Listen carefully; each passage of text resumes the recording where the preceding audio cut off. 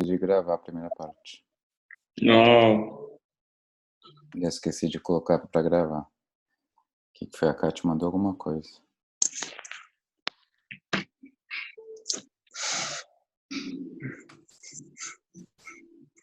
Ah, acho que ela já conseguiu.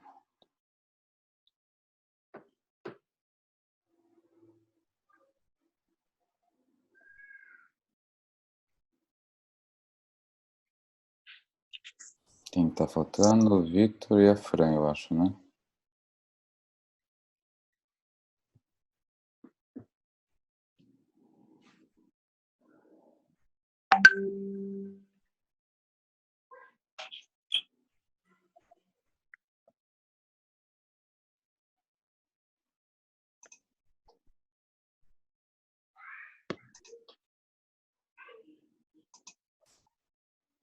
Pronto, acho que todo mundo entrou. E dessa vez eu não esqueci de colocar para gravar. Que raiva, eu esqueci a primeira parte. Ó. Bom, vamos voltar para lá.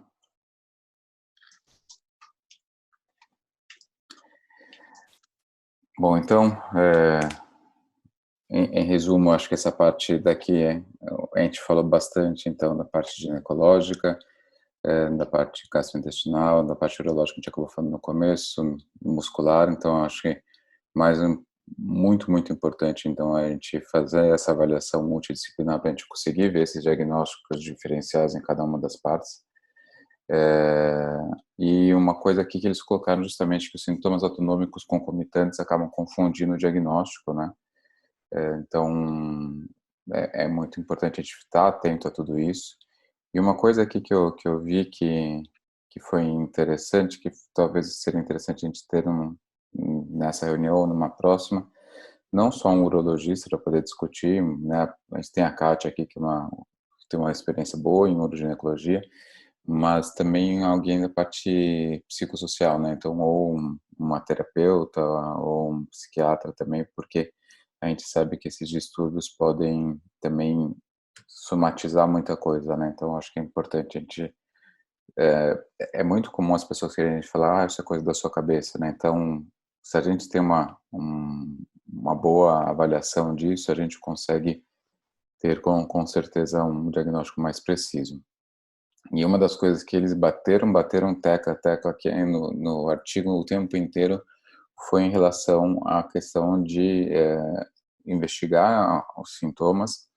E uma coisa que o pessoal da Nutri está super acostumado a fazer Peraí que estou admitindo aqui a Marília e a Kátia. Só uma dúvida, naquele outro tinha algumas substâncias como uma das causas que poderiam estar associadas. Quais substâncias a gente deveria investigar, Alexa?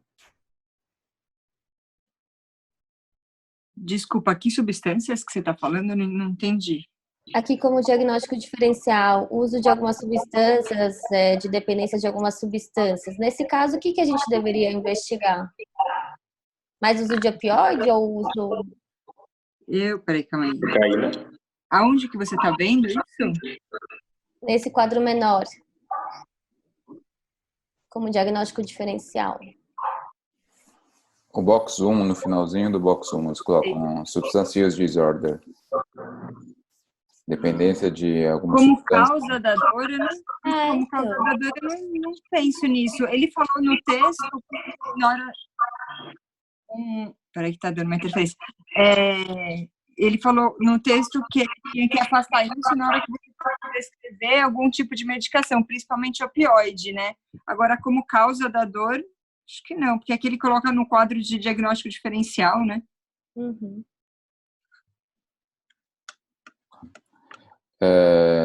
Então, bom, sabe o que eu acho que ele pode... Sabe o que eu acho que ele pode estar querendo dizer aqui? Talvez medicações que podem desencadear ajudar numa síndrome de ansiedade generalizada. Aí você pode pensar em alguns tipos de antidepressivos, principalmente os inibidores de recaptação de serotonina, ou os de serotonina e noradrenalina, que são os duais, que eles podem cursar com isso, que seria como se fosse uma síndrome serotoninérgica menor, assim, vamos dizer assim. Seria um efeito colateral dessas medicações que aumentariam os quadros de ansiedade e poderiam confundir aqui como diagnóstico diferencial numa dor pélvica ou dor, mas sim, difícil, né, gente? Estranho, né? Mas acho que é isso que ele quer dizer. Mas acho que é isso que ele quer dizer, porque ele fala, olha, que substâncias que podem realmente induzir uma ansiedade, um problema de ansiedade. Então, acho que seria mais para essa linha. Ale, Principalmente os antidepressivos. Eu não sei, mas talvez poderia ser algo relacionado, de repente, a drogas recreacionais, porque, por exemplo, hoje, infelizmente, né, enfim, eu tenho muitas pacientes que acabam utilizando drogas recreacionais, como, enfim, desde de maconha até, enfim, cocaína e outras substâncias, e elas acabam relatando realmente uma questão de ansiedade maior. Será que o artigo pode estar falando sobre isso ou difícil? Pode ser. Maconha não daria isso, né? Mas cocaína poderia dar, as mais estimulantes poderiam sim.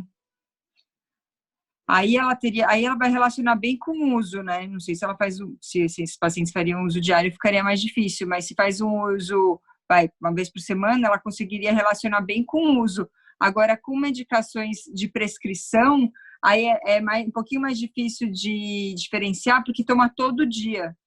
Toma antidepressivo, ela toma todo dia, então ela já nem consegue relacionar que é daquela medicação.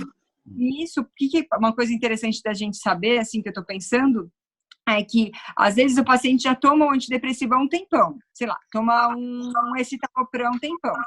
E aí ele passa a tomar uma outra medicação que acaba diminuindo a metabolização, então aumentando o efeito clínico daquele antidepressivo que ela tomava. Então elas falam assim, mas eu sempre tomei essa medicação, sei lá, eu tomo há 2 anos esse antidepressivo e nunca tive nada. Mas ela colocou alguma outra medicação nesse meio do caminho que acabou aumentando o efeito do antidepressivo que ela tomava. Então a gente tem que tomar cuidado também com a interação medicamentosa. Depois até fitoterápico, né, Ale? Até fitoterápico, Até fitoterápico, né? Fitoterápico tem vários efeitos. O Ramiro acabou de mandar um artigo aqui no nosso grupo do Insta, do WhatsApp. Fala um pouquinho aí, Ramiro. Agora eu entendi. Acho que tem que ver com se a paciente tuvo abuso sexual antes. Então, tem como desorden de abuso de sustancias recreacionais. I'm sorry, I'm trying to speak a little bit in Portuguese, but it's not coming out. So if you have like a childhood abuse or something, then these patients are most likely to use like abusive substances, like recreational, like drugs. So these also make like dissociation disorders. And what it means is that probably this patient got like childhood abuse, and with this is like a psychiatric disorder that will make somatization and everything else. So then there's like a lot of articles I saw about that. So probably is that also, right? Eu acho que é um bom raciocínio, né? Você acha que sim, mas tentei falar português, mas isso não está dando, mano. Pode falar em inglês que todo mundo entende aqui, meu amigo.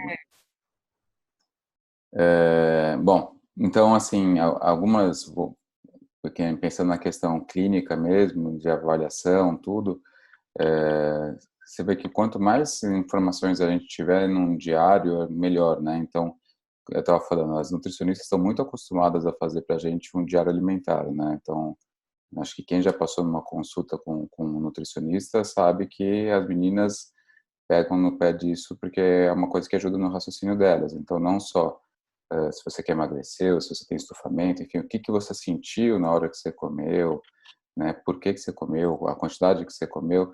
Então, eu acho que a gente pode fazer também um diário de dor, né? Para tentar ver o que aquela paciente sentia em cada um dos, né? Se era somente dor, se ela notar naquele momento, ela vai conseguir caracterizar muito melhor a dor e vai ajudar a gente muito mais no nosso raciocínio também. Então, acho que isso é uma das coisas que eles começam a falar, que eu acho que é muito importante. Eles falam sobre algumas manobras clínicas aqui, que o sinal de Carney e de Faber, que acho que são importantes. Mas fala um pouquinho, Marília, sobre eles. Acho que você vai conseguir falar com mais propriedade, inclusive. Então, teste de Carney. Ele é um teste para avaliar espasmo ponto gatilho em reto abdominal, porque a maioria dos pacientes tem dor abdominal. E aí a dúvida é quando eu sei que é visceral e quando que eu sei que é muscular. Então a gente encontra o ponto de dor da paciente e aí ela vai falar, ai, dói. Aí a gente vai manter a pressão e vai pedir para ela fazer uma flexão de tronco. Até em abdômen, paciente obesa, mantém a pressão, pede para ela levantar mesmo o ombro da maca, como se fosse olhar para o umbigo, que aí a gente tem ativação muscular. E aí, se ela deflagrar a dor com a contração muscular, a gente sabe que é uma dor muscular. E se ela sentir alívio da dor, é uma dor visceral. O teste de Patrick Faber é um teste que a paciente está deitada na maca, com as duas pernas estendidas, aí ela cruza uma perna sobre a outra. Então, o calcanhar apoiado em cima do joelho. E aí, o examinador estabiliza um lado da pelve e com a outra mão ele vai fazer uma pressão nesse joelho que está dobrado. Nisso, a articulação sacroiliaca ela vai ter uma compressão. Se ela deflagrar a dor da queixa dela ali, é porque ela está com uma sacroileite, uma descompensação da sacroiliaca. E é isso. Dúvidas? Perfeito, tá vendo como uma avaliação multidisciplinar é riquíssima. Claro, Lê. Posso fazer uma consideração da dor sacroiliaca? A dor sacroiliaca, assim, é uma dor bem desafiadora. Para a gente, tem alguns estudos que eles falam que esses testes, né, a gente tem alguns testes para diagnóstico de dor sacroiliaca, mas para a gente ter um valor preditivo assim maior, a gente precisa combinar 5 testes positivos. Então, que aí a gente teria uma certeza maior do diagnóstico. Infelizmente, os exames de imagem, como muita gente pede, né, cintilografia, ressonância, eles não conseguem fechar o diagnóstico. E hoje, atualmente, para se estabelecer o diagnóstico de dor sacroiliaca, é feita uma infiltração da articulação com pequeno volume, guiado por algum método de imagem, e só assim a gente consegue ter realmente estabelecer o diagnóstico.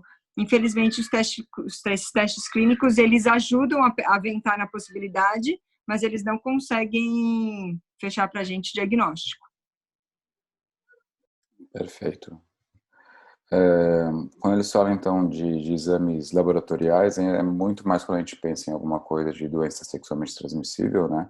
Então, é muito, muito pequeno o papel de exames laboratoriais aqui. O Caraça acabou de mandar aqui no grupo do WhatsApp um questionário, né, de história de dor pélvica, né, da Sociedade Internacional de Dor Pélvica. São 18 páginas. São 18 páginas. Então, Caraça, você quer falar alguma coisa? Alexia, você quer falar alguma coisa sobre esse questionário? Eu não conhecia. Eu não conhecia esse questionário. Eu fui procurar porque ele citava como uma coisa interessante para aplicar na primeira consulta da paciente, só que eu achei extremamente complexo, na verdade. É claro, muito completo, mas eu não tenho experiência com isso. A gente usa ele, mas a gente usa ele adaptado. Então, ele é muito grande, e aí em reunião conjunta com, né, a clínica inteira, a gente escolheu os pontos principais desse formulário. Então, a gente reduziu o formulário para 2 páginas e meia, mais ou menos, e a gente aplica ele sistematicamente, assim, nas pacientes lá da maternidade escola, que é onde eu trabalho na Universidade Federal. Então, por isso que é importante, assim, a gente tentar sistematizar também, principalmente no setor público, porque é difícil você manter um padrão de história clínica diante de tanta gente, né, num serviço multidisciplinar.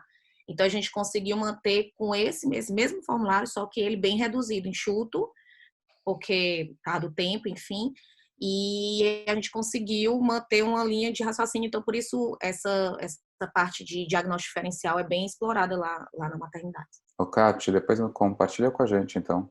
Compartilha. É bem importante a gente avaliar. Rapidinho, em relação a esse questionário, ele é bem extenso, né? É excelente, mas eu não sei o quanto fica viável para a gente fazer. Por exemplo, uma consulta minha demora 1 hora e meia, e eu não faço um questionário longo dessa maneira. Então, imagina o tempo ainda para a paciente, ou ela poderia até responder antes. Mas alguns pontos eu acho interessante a gente deixar que ela, como um questionário mais resumido, né, que a Kátia falou. É interessante nesse questionário que ela consegue observar a parte, tem uma ilustração, né, do local onde sente a dor, porque como acho que alguém falou antes, às vezes o paciente nem se conhece, ela não conhece seu corpo. Então, na hora que ela vai ver ali uma figura, ela começa a realmente pensar onde exatamente é a dor dela, se irradia, se não irradia. E outra coisa que é interessante é para ela, depois do seu tratamento, avaliar se melhorou ou não, porque muitas vezes, depois de alguns meses, ela não lembra da dor que ela tinha, e aí ela acha que ela não melhorou, mas aí quando você mostra para ela, olha como você chegou, olha como você estava, olha o grau de incapacidade, o que você estava tomando de remédio, aonde que a sua dor ia, né? Às vezes pinta a dor no corpo todo, ela tem um comparativo, você mostra o questionário antes e depois e consegue comparar melhor. Eu compartilhei com vocês aí um aplicativo que a gente usa, que é o aplicativo Curai. Ele foi desenvolvido pelo um anestesiologista aqui de Fortaleza e ele é bem interessante. Você pode ter um link do médico e um link do paciente. E o médico, ele cadastra o paciente do jeito que ele quer. Então, tipo assim, se eu quero uma informação a cada uma semana, ela faz essa informação diária e essa informação vem para mim a cada uma semana. Eu posso antecipar vindas ao consultório, ou, enfim, a diálogo com o paciente, ou retardar se ela estiver num nível melhor. Então, se vocês quiserem, é gratuito e é interessante, assim, o manuseio dele é fácil, é bem didático, e a paciente também consegue ter um link dela e um link do médico, e os dois terem uma interação que vai de acordo com o que você quiser ter essa interação. É legal. Não, muito bom, muito bom. Bom, vamos seguir então. E aqui acho que a gente falou bastante, né? Então, qual que seria o papel da fisioterapia, da terapia cognitiva, da parte sexual. Marília, você quer falar algo mais nessa parte do papel da fisioterapia? Então, eu acho que está tranquilo. Deixa eu só ver minhas anotações. Até o que você tinha me pedido já há algumas semanas de um artigo falando sobre a fisioterapia pélvica e a eficiência dela na endometriose, dor pélvica. Uhum. Só é muito difícil de passar um bom, porque muitos usam grupos heterogêneos e as técnicas são isoladas, né? Então, o biofeedback, o pessoal sabe que ajuda, ok. A termoterapia ajuda, mas na sessão é a combinação de várias técnicas. Então, por isso que o resultado no consultório é diferente do que está é melhor do que o que está mostrando até nos artigos, que a gente usa várias coisas, vários recursos, e que mesmo a mesma técnica pode ser aplicada de formas diferentes por terapeuta, dependendo do terapeuta, né? Então, uma liberação miofascial é realizada de diversas formas, existem várias formações de escolas. Então, essa é a nossa dificuldade em comprovação científica de qualidade. Perfeito. Você quer falar um pouco da parte sexual também, que era nessa parte também? Eu acho que o que eu mais trabalho mesmo na terapia sexual é a conscientização, retirar o medo da paciente, então reduzir a dor com a liberação miofascial, o uso do dilatador para ela se adaptar cada vez mais ao objeto fálico entrando na vagina dela, o uso do biofeedback para conscientização de relaxamento, então as pacientes vão para a relação falando, nossa, mas agora que eu sei como é relaxar, está sendo bem diferente. Então, e a conversa mesmo, para entender, eu não tenho formação nenhuma em psicologia, mas às vezes elas vão conseguindo encontrar os pontos de vida dela que foram difíceis, e aí a gente vai encaminhando para terapeuta. Mas na fisio é muito a crioterapia, a automassagem, a liberação miofascial, o biofeedback e o dilatador. Eu acho que são os recursos que eu mais utilizo e mais gosto. Perfeito. Acho que valeria a pena a gente ter associado uma psicologia aqui para a gente poder comentar um pouquinho mais, mas infelizmente a gente acabou não chamando. Bom, aqui pensando em medicações, né, para o tratamento da dor pélvica crônica, então eles falam um pouco então sobre o uso dos antidepressivos tricíclicos, né, melhorando os sintomas e a qualidade de vida. E uma coisa interessante, né, a gente tem quando a gente começa a mexer, acho que a imensa maioria dos ginecologistas aprendem a usar amitriptilina e ponto, né? E a gente não é treinado de início a usar outros tipos de medicações antidepressivas no tratamento de dor crônica, e eu acho que a Alexa pode falar bastante sobre isso.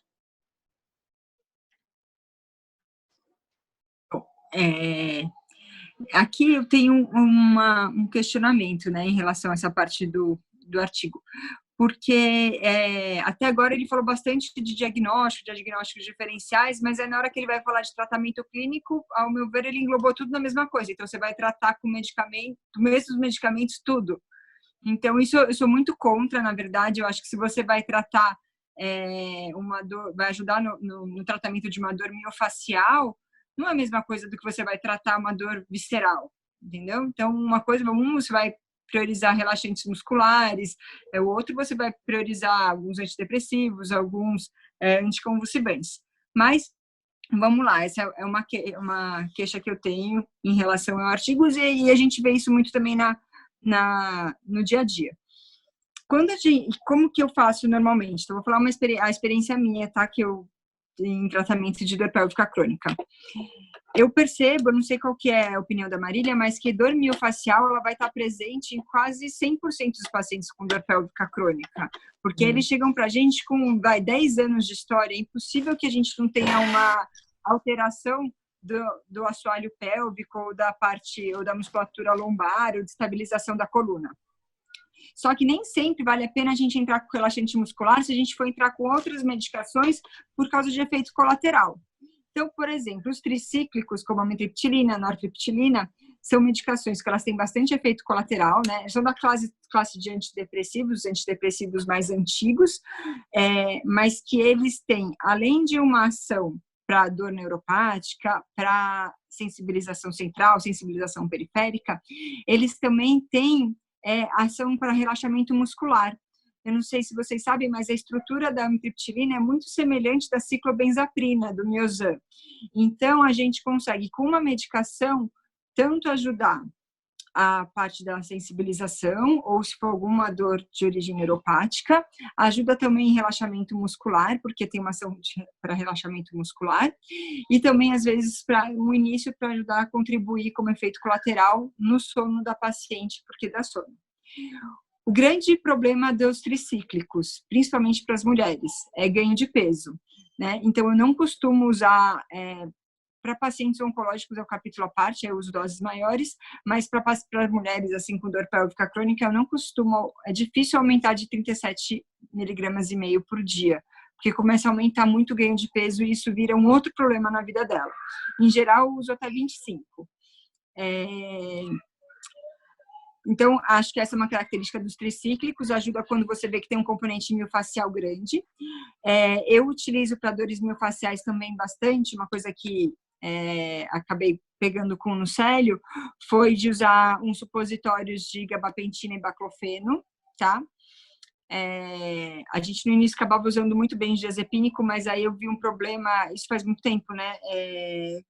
Por causa de vício, né, com benzodiazepínicos, então eu não uso há algum tempo diazepam para relaxamento muscular, mas eu vejo um grande benefício quando o paciente não tem efeito colateral de usar esses supositórios de baclofeno e gabapentina. Quando tem efeito colateral, eu tento botar uma medicação ou a outra, eu manipulo de uma maneira diferente ou em doses diferentes. Se vocês quiserem, depois eu até passo para vocês a prescrição, não sei se vocês costumam usar. Acho bem interessante. Isso falando mais, e aí eu sempre faço isso junto com a físio, né, porque 100% dos meus pacientes acabam fazendo a fisiopélvica, e aí a gente vai evoluindo, vendo se ajuda, se não ajuda, se tá melhorando, se o paciente está tolerando ou não. A prescrição é 3 vezes por dia, mas é muito difícil o paciente conseguir utilizar o supositório 3 vezes ao dia, né, porque vir para o trabalho, conseguir colocar no supositório, fica desconfortável. Mas, então, a gente usa pelo menos 2 vezes ao dia, de manhã ou à noite. E também tem óvulos vaginais, tá? Que a gente pode ser uma opção para alguns pacientes. Quando o paciente vai ter dor visceral, ou quando você vê um quadro de sensibilização bastante instalado, ou até mesmo esses casos de compressão neuropática, pela endometriose, ou por questão vascular, ou fibrose, Aí sim a gente tem que investir bastante em anticonvulsivantes, e aí a gente tem duas classes, né, de anticonvulsivantes que eles são mais utilizados, primeiro a princípio, e antidepressivos. Então, os antidepressivos a gente tem aí os tricíclicos, que eles são os mais antigos, que eles têm um bom efeito para dor, mas eles têm muito efeito colateral. Aí depois criou-se os antidepressivos mais modernos lá, que é da época do Prozac, mais modernos em relação aos tricíclicos, né? Que aí é a fluoxetina, a paroxetina, que eles são ótimos antidepressivos, mas eles têm pouquíssima ação para dor. Tem ação para dor? Tem, mas pouca. E aí depois criou uma outra geração de antidepressivos, que são os duais, que a gente encontra, que é a venlafaxina e a duloxetina. Eles têm um efeito antidepressivo bom e também um efeito para dor muito melhor do que os inibidores de recaptação seletivos de serotonina. Então, a duloxetina e a venlafaxina, então, que são os duais, e os tricíclicos são os antidepressivos que têm melhor ação para dor. Como você vai escolher um ou outro? Os tricíclicos, você pensa nos efeitos colaterais. Então, vai dar muita sonolência, ganho de peso, pode dar um pouco de tontura. E esses mais modernos, os duais, né, que não é tão moderno, porque já tem aí, acho que desde 2013, eles não têm efeito como ganho de peso. Inclusive, no início, o paciente pode perder um pouquinho de peso, porque dá um pouco de inapetência, um desconforto gástrico. E, na maioria dos pacientes, também não dá sonolência, por isso que eles são prescritos preferencialmente pela manhã. Tá? Então, quando a gente vai pensar em sensibilização e dor neuropática, a gente tem que pensar nesses antidepressivos, tricíclicos ou os duais, ou né, os gabapentinoides, que é a gabapentina ou a pregabalina. E aí, quais são os efeitos colaterais mais frequentes deles? Vai ser sonolência e tontura. Então, começar à noite, depois vai aumentando a dose. Quando a gente vê estudos americanos, a gente vê que eles usam doses muito altas, né, de pregabalina e gabapentina. Se a gente for passar para a nossa população, percebe que eles não têm, os nossos pacientes, eles acabam tendo efeito colateral com doses menores. Acho que é uma coisa realmente bem genética. Então, a gente tem que ir começando com pouco e vai titulando, aumentando a cada 7, 10 dias. Perfeito. Era isso que vocês estavam pensando? Não, achei ótimo. Só complementar, Patrick e Aleja, que a amitriptilina ela é a primeira escolha para a síndrome da bexiga dolorosa, né? Ela é a primeira linha de tratamento quando a gente tem um diagnóstico também de bexiga dolorosa associada. E lá no nosso serviço, pelo que a gente vê, a dose que mantém uma melhora da qualidade de vida da paciente é em torno de 50 miligramas dia, que é uma dose alta, mas que pelo menos o que a gente consegue ver lá de melhora para a paciente. A gente começa baixo e vai tateando até chegar a 50, que aí ela fica confortável em relação ao sintoma urinário, associado à física, claro. Deixa eu só falar uma coisa, eu ganhei 12 quilos com a amitriptilina, gente. É ruim. Eu não prefiro amitriptilina de jeito nenhum por conta disso. Com qual dose que você tomava? Importante. 50 miligramas para enxaqueca. O ganho de peso é muito os importante. Os pacientes, eles sofrem muito. Assim, uma vez eu estava num congresso, vou contar uma coisa engraçada para vocês. Que aí tava todo mundo questionando sobre o efeito colateral dos tricíclicos e todos os médicos homens estavam minimizando. Qual é o problema? Vai ganhar peso, tal. Aí uma mulher virou e falou assim, olha, ganhar peso para mulher é igual um medicamento que faz o homem ficar broxa. E é verdade, gente. Nenhuma mulher quer ganhar peso. A mesma coisa que você falar para um cara que ele vai tomar o remédio e ele vai ficar impotente. Então, a gente tem que ter... Eu falei pro meu neuro... eu prefiro morrer de enxaqueca, porque ele tinha medo de eu ter um AVC. E eu falei, eu prefiro ter um AVC e morrer do que ficar com esses 12 quilos. E eu de verdade prefiro. Eu não queria ficar 12 quilos, Patrick, você me conhece. Quase morri. Tudo bem que eu tô ganhando 12 quilos aqui pra quarentena, mas... Bom, a gente sabe como a Fran é exagerada nesse ponto, né? Não, 3 meses, 12 quilos em 3 meses, gente. É muito peso. A amitriptilina é uma medicação muito difícil. Não tem uma alternativa para bexiga dolorosa? Além da amitriptilina, não tem outra medicação que possa ser usada para os pacientes que têm essa queixa? É de ganho difícil. ponderal importante? Você vai para a fisiopatologia, a amitriptilina ela entra, né, no tratamento da físio, a fisiopatologia em si, da bexiga dolorosa, né, diminuição de degranulação mastocitária. O ixizine também é usado, mas também dá muito sono, né, e ele é inferior à amitriptilina. E daí a hidrodistensão ela já não é recomendada mais como uma linha de tratamento, a não ser quando já é refratário esses 2 primeiros. A fisioterapia ajuda também na bexiga dolorosa, tentando ser como um adjuvante no tratamento clínico, e é muito complicado, porque a gente não tem outras drogas, assim, que tenham um efeito tão bom quanto a amitriptilina em relação à bexiga dolorosa. É E complicado. vocês tiveram essa queixa das pacientes? Alguma paciente reclamou muito do ganho de peso? É Sim, uma coisa frequente na clínica, não? é uma coisa bem frequente, assim. Daí é mudança de estilo, enfim, assim, ela vai pesar também muito o que você disse, o que ela prefere, é aquela dor que tem uma associação ou tentar melhorar o peso com com exercício físico, com dieta e manter a medicação. Então vai tateando, assim, mas é complicado para a bexiga dolorosa. Eu posso fazer uma Outra coisa, pergunta? Fala, Ana. A pergunta que eu queria fazer é porque, assim, eu como Nutri, né, eu não posso trabalhar com medicação. Eu posso só trabalhar com vitaminas, minerais, probióticos, enfim. Mas uma coisa que é bem discutida já na fibromialgia, e por que eu, né, trago a fibromialgia por uma questão aí de dor miofacial, enfim, a gente tem resultados muito bons com altas doses de magnésio e ácido málico. Alguém tem alguma experiência, assim, com isso, na endometriose em si? Não. Não. Magnesio e Não. quê? Ácido málico. Não. Não. magnésio eu uso para dores de difícil controle, mais em pacientes oncológicos, mas eu uso sim, mas aí eu faço reposição venosa. Porque, na verdade, o magnésio ele vai entrar no mecanismo ali do receptor NMDA, né? O magnésio ele fecha o receptor NMDA. E quando a gente tem estímulos crônicos nesse receptor, o magnésio ele é deslocado e aí abre o canal de cálcio, deflagrando uma resposta dolorosa muito intensa. Então, em alguns casos de dores crônicas são mal controladas, assim, pode ter vários estudos mostrando sobre o uso de magnésio. De magnésio. E assim, na clínica eu vejo muito mais com fibromialgia aqui, e assim, eu uso altas doses de magnésio, mas assim, via oral, né, eu não posso fazer EV, mas mesmo assim eu já percebo uma melhora. Eu vou ver se na literatura eu acho alguma coisa específica com endometriose, mas faz muito sentido, né, Ale, em relação a essa questão do magnésio, né?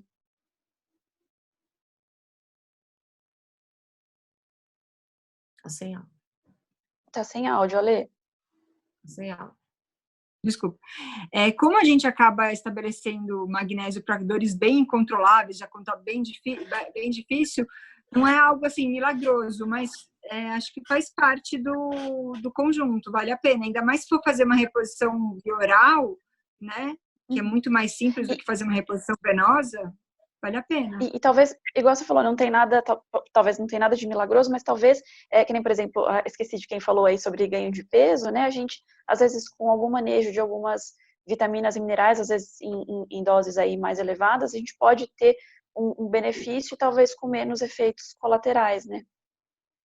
Porque essa aqui é a linha atual de tratamento da dor, né? Ao invés de você aumentar uma medicação, não no caso da bexiga dolorosa, que é o capítulo à parte, tá? Porque vai entrar ali na fisiopatologia da doença. Mas nas outras dores crônicas em geral, ao invés de você aumentar uma medicação e trabalhar só com uma medicação em doses altas, é você fazer uma analgesia, que a gente fala, né, multimodal, com várias frentes. Então, você vai atacar essa dor em várias vias, usando doses baixas de diferentes medicações, diminuindo o efeito colateral e tentando aumentar um efeito clínico, um efeito analgésico maior. Legal. E eu amo, na verdade, essa parte, porque muitos pacientes, eu trabalho bastante com pacientes com dor, por exemplo, essa parte de fibromialgia é uma coisa que eu gosto bastante de cuidar, porque a gente começa a trabalhar, por exemplo, com cofatores mitocondriais, E isso é uma coisa que eu posso trabalhar, né? Eu posso prescrever aí em relação a vitaminas e minerais, complexo B, melhorando a cadeia transportadora de elétrons, enfim. E a gente começa a perceber essa melhora, e é legal isso, essa associação, né? Porque, igual você falou, acaba usando menos, talvez menos medicação, menos efeito colateral, às vezes talvez aí menos ganho de peso e uma resposta mais abrangente. O pessoal com dor, assim, principalmente fibromialgia, que responde bem a esse tipo de suplementação. Bem legal. E eu acho também que, fazendo assim, né, viajando um pouco, pensando nos cirurgiões, existem algumas técnicas de anestesia. Eu não faço anestesia há muito tempo, tá, gente? Mas acaba que a gente vai estudando junto, e aí tem grupos de dor junto com anestesia e tal. Mas tem várias técnicas de anestesia que também podem auxiliar no controle tanto da dor pós-operatória, mas tentar também dar uma estabilizada na dor crônica que a paciente vem sentindo. Então, acho que talvez para os cirurgiões valesse a pena repensar junto com seus anestesistas na indução anestésica, o que pode ser feito também para contribuir para esse paciente ter menos dor no pós-operatório, porque é um paciente que tem maior chance de ter uma dor pós-operatória persistente, tá? Porque ele já tem sensibilização, já tem um quadro deflagrado de dor estabelecido. Então, existem várias estratégias, além de bloqueio, mas infusão de magnésio. Tem alguns estudos até que a gente publicou lá no HC, de infusão de magnésio na indução anestésica, utilização de ketamina. Então, também é uma outra abordagem, né, que acho que pode entrar junto com a gente. Tem o médico de dor, tem o nutri, tem a físio, e também acho que o anestesista pode participar de tudo isso, dessa maneira de dar mais conforto e tentar controlar a dor do paciente. Não só pós-operatória, mas também mais para frente. Eu separei aqui, quando estava estudando o artigo, uma revisão sistemática de ensaios clínicos com a N-acetilcisteína, né, a NAC, sendo utilizada tanto para sintomas neurológicos quanto psiquiátricos. E aí ele traz uma revisão de alguns estudos com o uso de doses de NAC, com efeito na melhora de dor, inclusive para neuropatias de pacientes oncológicos, né? E eu recordei também aqui de um estudo que fala sobre o efeito do Crocus ativo, similar ao da fluoxetina. Então, a gente pensando nessas estratégias mais naturais, seriam 2 fitos, aliás, um fito e um nutriente, né, que seriam interessantes a gente pensar nessa questão da dor para tratar conjunto.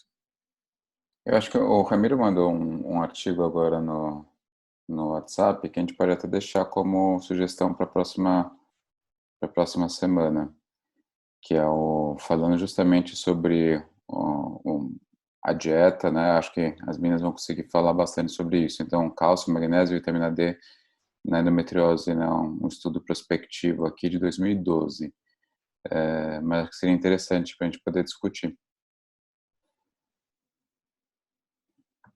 Eu vou ser repetitiva, Patrick, e vou falar novamente, como eu falei ontem com vocês. Eu queria até ver com a Catiane se ela tem essa experiência, que lá na minha clínica eu tenho uma fisioterapeuta maravilhosa e ela faz acupuntura com resultados muito... Fran, só te interrompendo. Falta menos de 1 minuto. Vamos para uma outra sala e aí a gente continua a discussão, tá bom?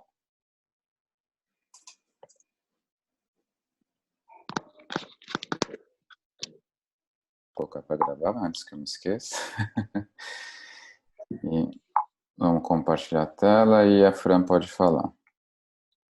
Então, a gente conversou ontem, durante a sua live com o Karan, a respeito da utilização da acupuntura como forma de melhora do acompanhamento desses pacientes. E aí eu queria saber se a Kátia usa lá em Fortaleza também e se vocês têm experiência com acupunturista. Fran, a gente usa na maternidade, a gente tem um serviço de acupuntura também, e daí em casos selecionados, porque assim, um profissional só fazendo acupuntura, a gente não manda todos os pacientes para acupuntura. Mas nos pacientes com um traço de fibromialgia, paciente com dor crônica refratária ao tratamento clínico, paciente com dor miofacial refratária ao tratamento fisioterápico só, a gente caminha para acupuntura, sim. E na clínica você também usa, não? Na clínica a gente está montando o serviço agora com a Daniele, Ela também faz acupuntura, a Daniele Mendes, que é a nossa anestesiologista que trabalha com dor.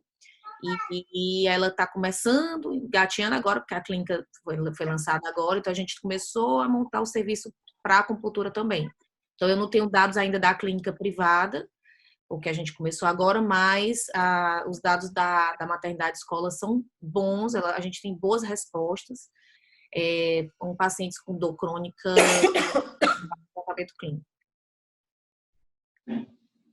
Eu acho que que seria o próximo slide, né, dos outros procedimentos, eu acho que seria uma das coisas que mais está estabelecida é o uso da acupuntura, né? Acho que a acupuntura é uma coisa que já veio há alguns anos para ficar realmente e cada vez mais a gente vê a aplicabilidade da acupuntura em diversas áreas, não só em dor, né?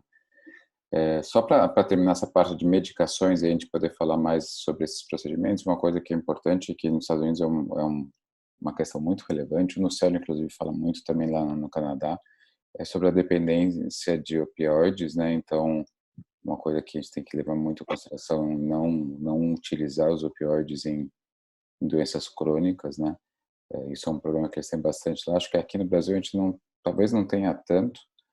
Eu lembro na época que eu dava plantão no Samaritano, tinha uma mulher lá que aparecia direto lá para tomar morfina, para tomar dolantina, na realidade. Ela pedia dolantina, ela já vinha falando dolantina. E eu quando eu prescrevi a morfina justamente porque não dava o barato, mas ainda assim ela sempre brigava comigo. Mas assim, eu acho que aqui no Brasil a gente não tem tanto, não sei, pelo menos é a impressão que eu tenho, a gente não tem tanta dependência quanto a gente vê nos Estados Unidos, é bem retratado no seriado House também, né? Então, acho que é uma coisa que tem que sempre levar em consideração. E aí eles falam algumas coisas de uns procedimentos interessantes, né? Não só da acupuntura, mas também a injeção de solução salina com anestésico nos trigger points, né? Injeção de toxina botulínica também. Acho que também voltamos para a Lesha aí, para ela é a protagonista de hoje. Bom, então vamos lá. Falando um pouquinho dos opioides, realmente eu acho que a gente tem que evitar o uso. Às vezes é uma briga minha com o Célio, porque ele é totalmente contra, né, uma visão lá do Canadá, mas a gente tem pacientes que às vezes, enquanto está até operar, até conseguir tratar a dor, eu acabo entrando com opioides fracos, tá?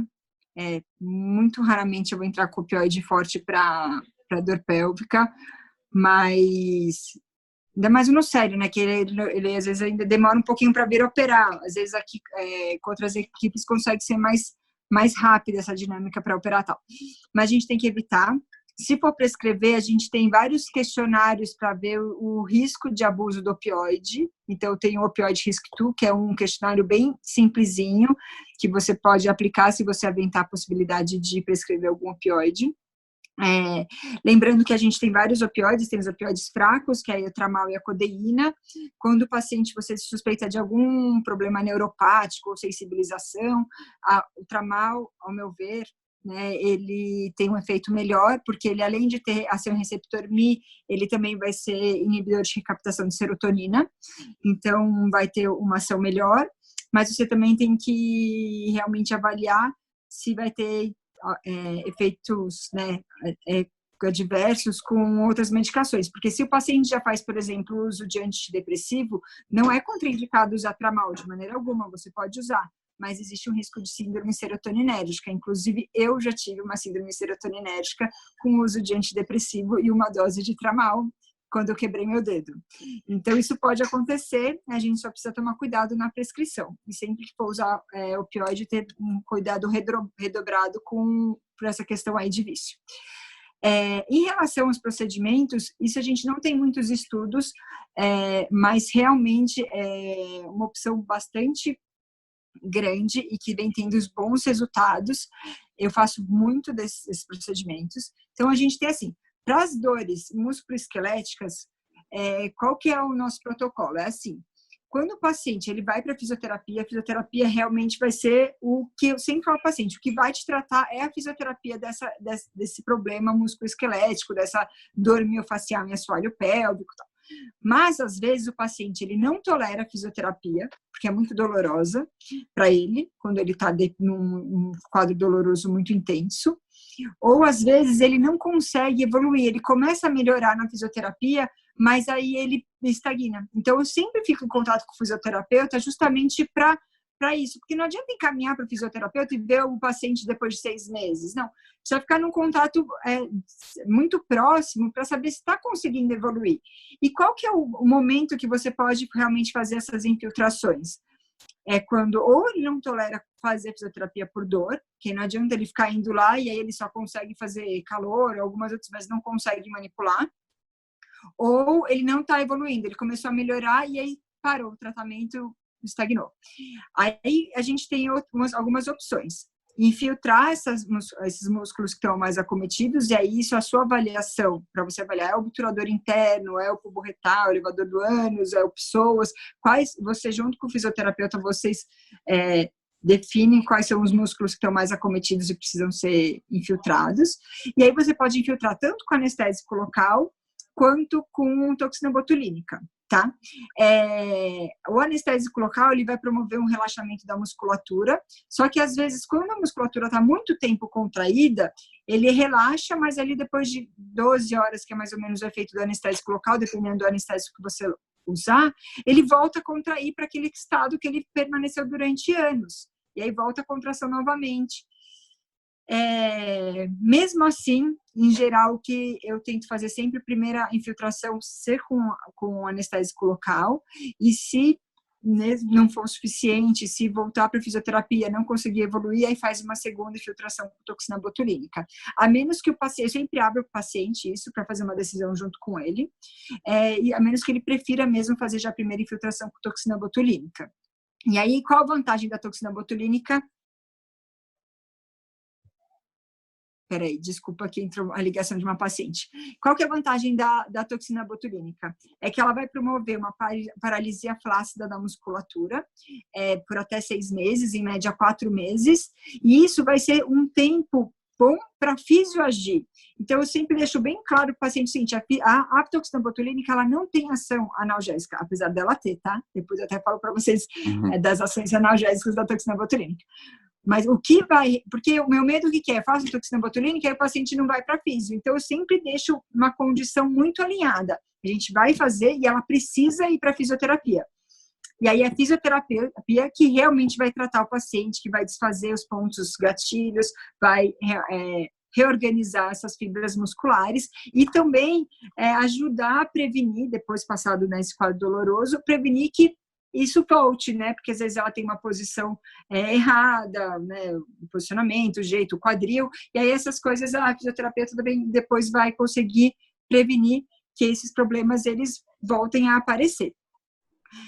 Ponto gatilho nessa musculatura de assoalho pélvico é muito difícil, gente, porque é doloroso. Esses procedimentos eu faço sob sedação sempre, no centro cirúrgico, e aí eu prefiro fazer anestésico local do que ficar fazendo agulhamento a seco, tá?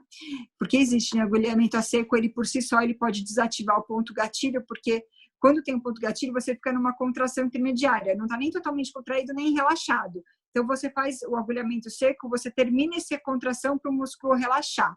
Mas, na prática, eu acho que não tem um bom efeito, eu prefiro fazer com anestésico local. E eu faço, e o recomendado é fazer esses procedimentos guiados por algum método de imagem. Então, no assoalho pélvico, fazer guiado por ultrassom, você pode visualizar essa musculatura e aonde você está depositando o anestésico local ou a toxina botulínica, ou a musculatura, às vezes psoas, né, musculaturas da coluna lombar, estabilizadores de coluna, você pode fazer ou por ultrassom ou por radioscopia. Isso é o mais recomendado para você realmente ter certeza que você está depositando a medicação no local que você pretende tratar.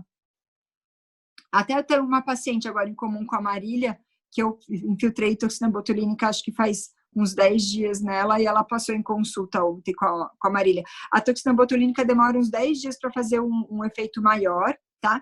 E aí, só falando um pouquinho mais sobre a toxina botulínica, ela tem um efeito de fazer a paralisia flácida do músculo, que é esse efeito do relaxamento da musculatura, mas ela também já tem efeitos para dor neuropática. Então, tem vários estudos que foram feitos para dor neuropática, você administrar a toxina botulínica, não precisa ser necessariamente no nervo, mas às vezes tem estudos que foram administrados na pata do rato, e aí ela vai ter uma migração até o cono posterior da medula, até o gânglio da raiz dorsal e no cono posterior da medula, e vai agir como controle para dor neuropática. Tem ação anti-inflamatória, inibe liberação do peptídeo relacionado à gene da calcitonina, do glutamato, ajuda na via descendente inibitória da dor. Então, tem várias ações já descritas da toxina botulínica para sensibilização e para dor neuropática também, tá? Tanto que pacientes, eu tenho um bom resultado agora para outro tipo de dor. Eu não sei se vocês já tiveram pacientes que tiveram neuralgia do ilho inguinal depois de cirurgia por videolaparoscopia. E aí, uma das estratégias que eu uso para esse tipo de paciente é fazer infiltração de toxina botulínica. E tem bons resultados. Muito bom. Ale, deixa eu te perguntar uma coisa. Paciente que, às vezes, tem associação de dor miofascial, outros tipos de dores e endometriose, se a gente já vai operar essa paciente pelas lesões de endometriose, tem indicação, você consegue associar no intraoperatório ou assim que acabar a cirurgia, você conseguir fazer toda essa parte de infiltração? Como que funciona de ter experiência de fazer ao mesmo tempo da cirurgia isso? O que eu penso a respeito disso, que não valeria a pena, sabe por quê? Porque o paciente, primeiro assim, eu não vou fazer antes da cirurgia não tem cabimento, porque aquilo foi secundário ao procedimento, ao processo doloroso. Então, primeiro você tem que tratar a causa da dor, né? A menos que seja uma dor miofacial primária, numa paciente que não tem endometriose. Mas pensando numa paciente que tem endometriose, não faz sentido você tratar a dor secundária miofacial antes de tratar a endometriose. Agora, tratar no momento da cirurgia, por que eu acho que não é o melhor momento de você tratar? Porque ela vai ter uma dor pós-operatória, às vezes é pequena, mas ela pode ter um desconforto pós-operatório que pode não confluir junto para o tratamento dessa dor miofacial, porque ela pode contrair essa musculatura. Às vezes não vai ser o momento que a físio vai conseguir atuar melhor. Depois dessa infiltração, é o momento que ela tem que pegar muito na físio, ela não pode largar a físio. Eu sempre falo assim, olha, depois que fizer a infiltração, você vai ter que seguir direitinho o que a fisioterapeuta falar, porque é o momento que você tem para tratar, principalmente se for com anestésico local, que a gente tem uma duração menor, né? Então, acho que é melhor ela se recuperar do ato cirúrgico. Aí sim vale a pena realmente medicação. Medicação acho que vale bastante a pena. E aí depois, se a dor permanecer com a fisioterapia, aí faz a infiltração. Mas olha, sinceramente, assim, o que eu vejo de uma maneira pensando assim nos pacientes, mas eu nunca fiz no momento da cirurgia. Já acompanhei muitas cirurgias, mas a gente nunca pensou em fazer esse procedimento na cirurgia. A gente pode até tentar e ver como é que é a resposta para frente. Mari, o que eu gosto sempre de falar é de fazer a cirurgia quando possível, depois que terminou o tratamento da físio, que ela teve uma grande melhora, porque aí a dor que vai sobrar pro operatório, né, vai ser realmente da patologia de base. Então, que a queixa miofacial dela provavelmente já foi bem reduzida. É isso que eu gosto, dela ir para a cirurgia, se possível, depois de ter feito a físio. Eu acho que algumas coisas aqui que a gente poderia pensar também, então, não só físio, mas às vezes até alguns procedimentos, até estava conversando com o colégio outro dia, quando a gente pensa em compressão nervosa, né, para a gente ter certeza de que é uma compressão nervosa, às vezes um procedimento anestésico pode nos dar essa certeza de que a dor daquela paciente é pela compressão, antes de submetê-la a uma cirurgia que tem um altíssimo risco, que a gente sabe. Aliás, assim, da mesma maneira que eu usar a fisioterapia para dessensibilizar, melhorar da dor, tudo, e ter um resultado melhor pós-operatório, talvez usar alguns procedimentos como os que você estava falando, antes de pensar em fazer uma cirurgia, tratar essa dor antes, você acha que valeria a pena antes de fazer a cirurgia? Na realidade, esse que é o nosso protocolo, né? Quando eu falei sobre fazer o procedimento durante a cirurgia, eu estava pensando numa maneira terapêutica, né? Tratar a dor miofacial.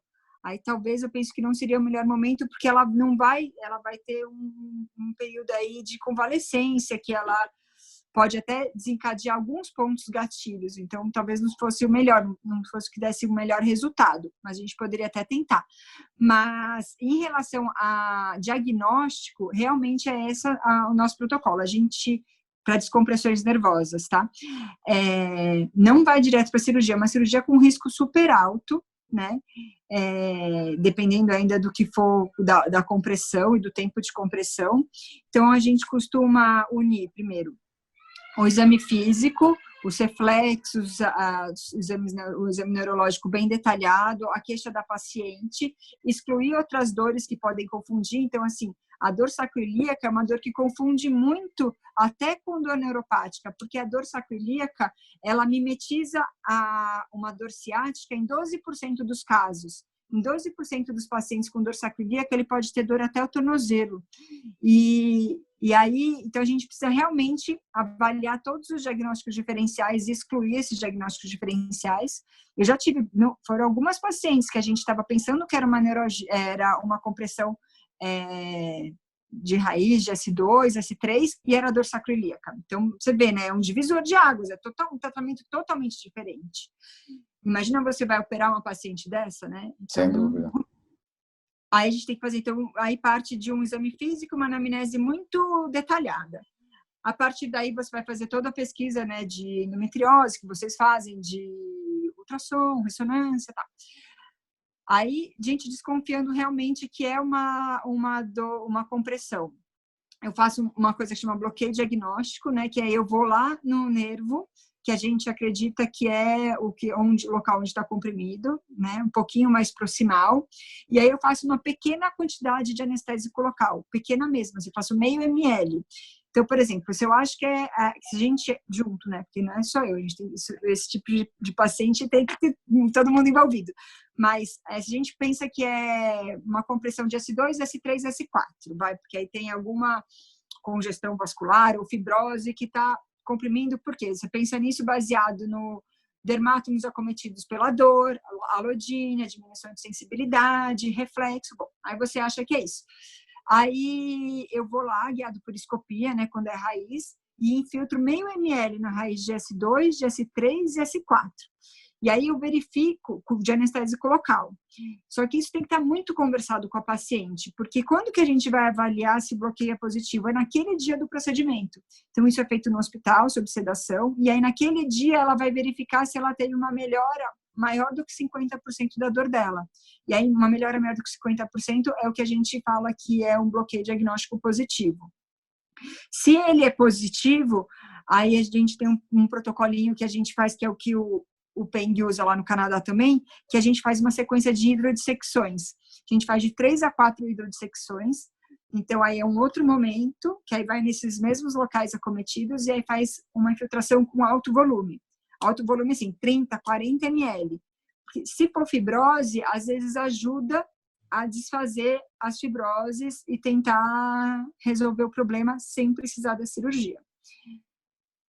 Não é milagroso, né? Muitas vezes, principalmente a causa é malformação vascular, aí é difícil, endometriose não vai ajudar também, mas é uma tentativa para evitar a cirurgia, porque é uma cirurgia que tem vários riscos, dependendo do nervo, né? De perda de força, de perda de... tem alterações tudo, né? perianas, função...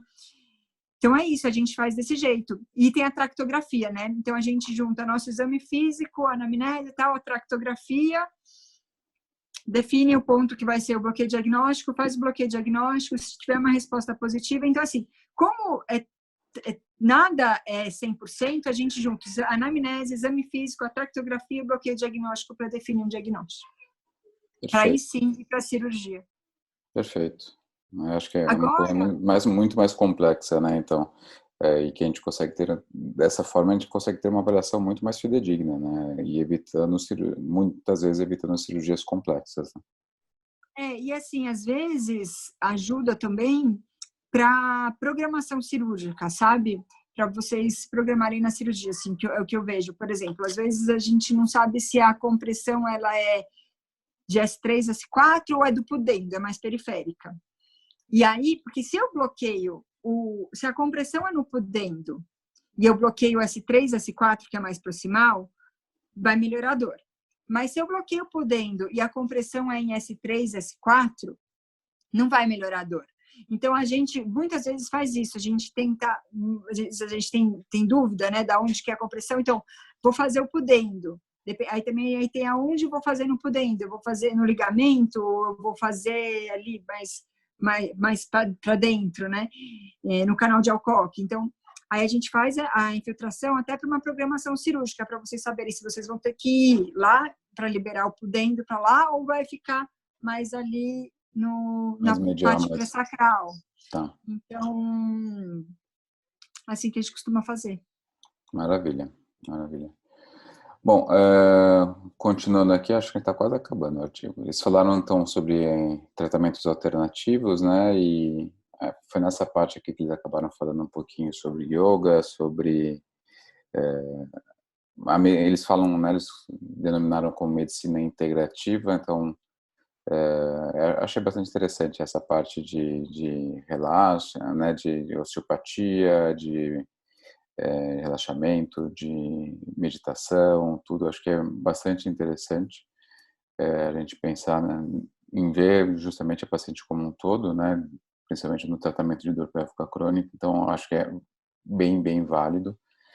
E uma coisa que eu fiquei um pouquinho decepcionado foi em relação aos canabinoides, que eu imaginava que eles teriam selecionado artigos mais consistentes, mas pelo que a gente tem aqui, de revisão sistemática por enquanto, ainda é bastante fraca a evidência do uso dos canabinoides, né, do THC na dor pélvica crônica, mas a gente sabe que é uma coisa que tem uma aplicação em várias outras áreas de dores crônicas e que talvez a gente possa ter novidades no futuro aí.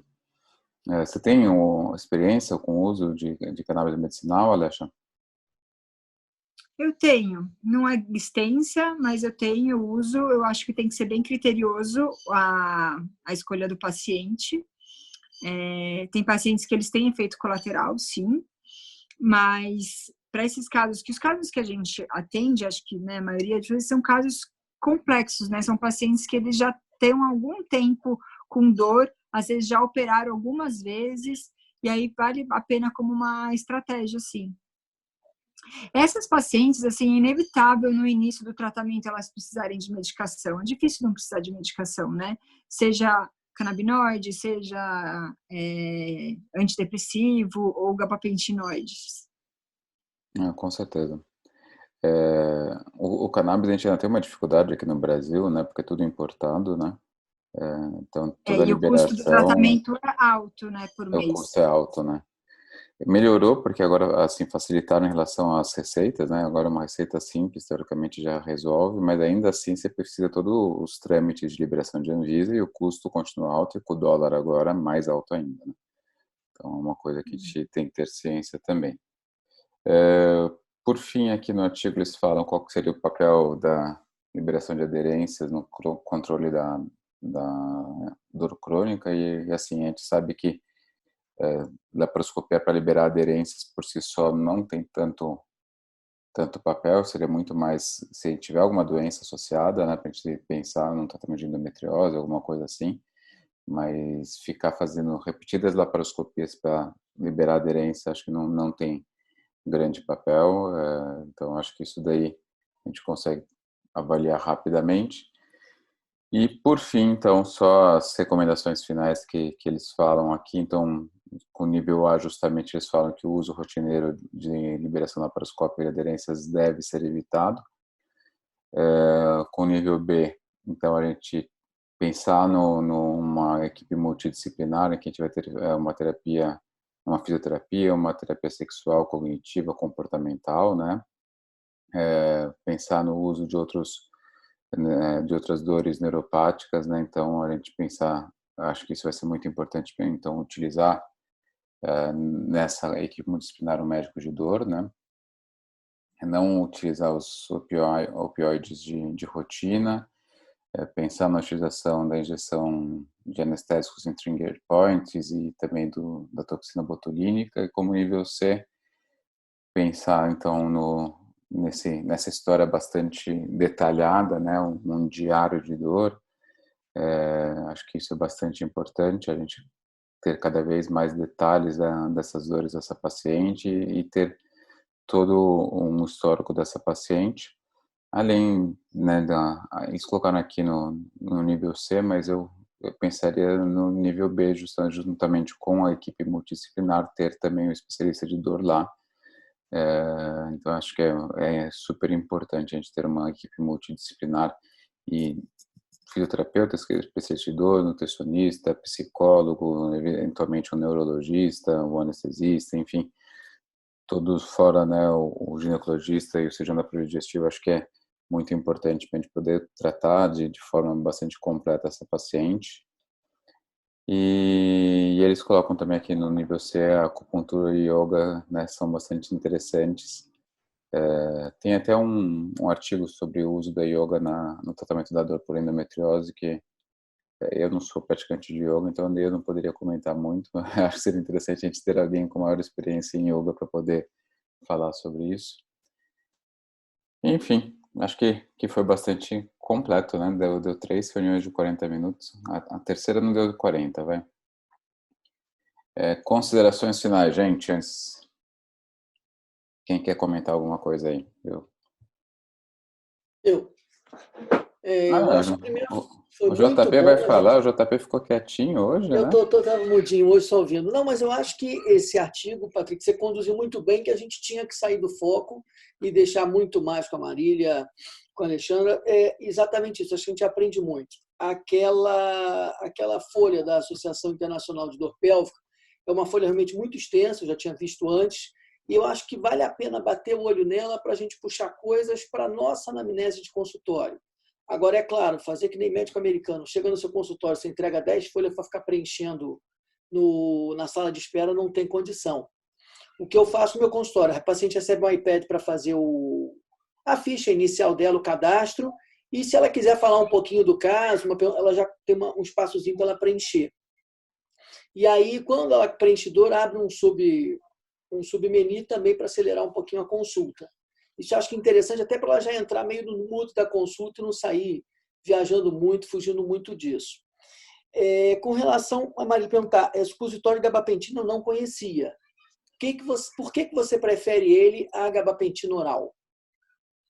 Porque vai ter uma ação tópica lá e vai ter menos efeito colateral.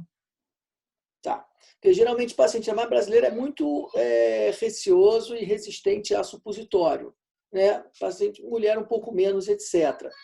E é fácil de achar, é mais ou menos a mesma dosagem, só tem uma dosagem.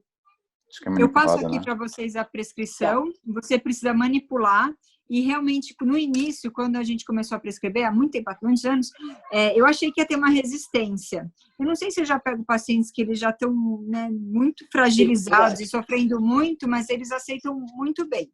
Às vezes tem efeito colateral e não tolera o uso. Na prática, ninguém consegue usar 3 vezes por dia, que é o que eu prescrevo de 8 em 8, mas eu já falo antes, que pelo menos à noite para colocar já ajuda bastante. E tem pacientes que têm bons resultados, viu? Tá. E em sendo uma droga de depósito, você começa a esperar resultado dela depois de quanto tempo? 1 semana, 10 dias? Ou por essa mediação você consegue logo? Teoricamente é de 10 a 15 dias, né? Mas com essa mediação na prática a gente vê um benefício bem mais rápido. Tá, isso que eu queria saber, beleza. Mais comentários? Alguém mais? Eu tinha, no momento lá da congestão pélvica, a gente tem também esse quadro, às vezes, comprometendo a questão da fertilidade. E aí não é um consenso, mas eu costumo utilizar na dieta alguns alimentos que são fonte de óxido nítrico pelo efeito vasodilatador, cacau, brócolis, enfim, amendoim e até alguns fito que têm efeito, né? Os estudos mais para a questão venosa, de forma geral, como a castanha da Índia, a centela asiática, que poderia também levar a essa melhora dessa congestão pélvica por conta de melhorar a circulação de forma geral. Ômega 3 também, né, Nara? Isso, na vasodilatação. E para as Nutri, então, vou fazer mais uma pergunta. Com relação a COX-A2, complementação com COX-A2 para dor crônica, vocês acham que vale a pena, não vale? Quando a gente trabalha a questão inflamatória, a gente consegue melhorar muito essa questão da sinalização, né? Lembrando que quando a gente consegue melhorar o perfil de ômega 3 com relação ao ômega 6, né? A gente já tem uma sinalização melhor de leucotrienos, tromboxanos, justamente por essa melhora de sinalização.